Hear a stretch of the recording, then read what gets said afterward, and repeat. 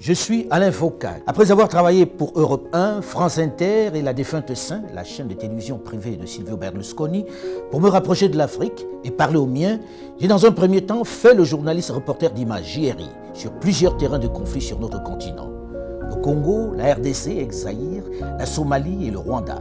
Je suis ensuite entré à RFI où je suis rédacteur en chef adjoint, producteur des magazines Archives d'Afrique, le rendez-vous d'histoire contemporaine de l'Afrique sur l'antenne de RFI depuis bientôt une trentaine d'années, et le débat africain, qui est la tribune d'échange des Africains sur les questions politiques, économiques, sociales et culturelles. Cadre dans lequel je reçois depuis bientôt une dizaine d'années tous les profils allant des chefs d'État aux ouvriers, aux artisans, en passant par les chefs d'entreprise.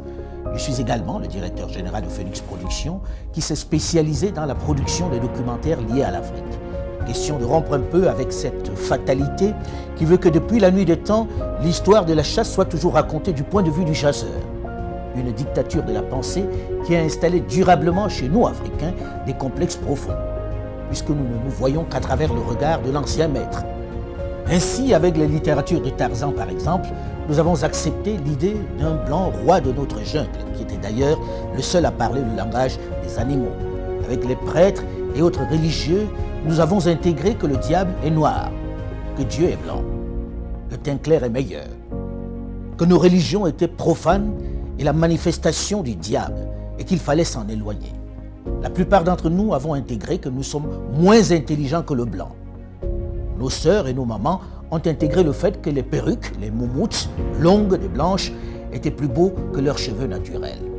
Il est venu le moment de sortir de cet obscurantisme. Il est venu le moment pour une jeunesse désormais bien formée et ouverte sur le monde, d'élaborer le narratif des Africains, de raconter notre histoire, de magnifier nos valeurs, de vulgariser notre savoir, notre conception de la vie. Bref, de récupérer la parole qui nous a été arrachée et de parler de nous, sans complexe, avec fierté.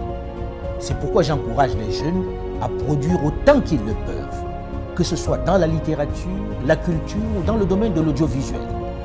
Les programmes sur nos médias doivent ressembler à nous. Ils doivent refléter nos réalités. Nos feuilletons, nos films, nos jeux doivent ressembler à nous. Fini le mimétisme.